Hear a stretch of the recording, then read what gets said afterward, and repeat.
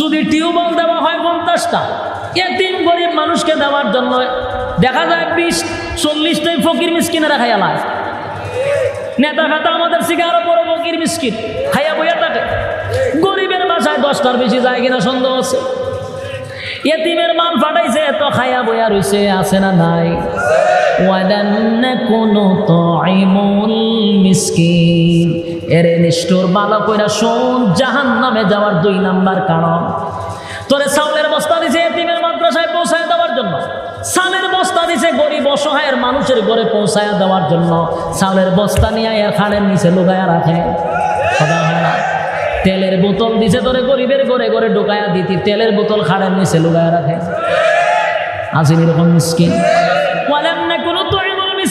জাহান্নামে যাওয়ার 2 নাম্বার কারণ মিসকিনের মাল যারা মাইরা খায়, মিসকিনের মাল যারা আত্মসাৎ করে,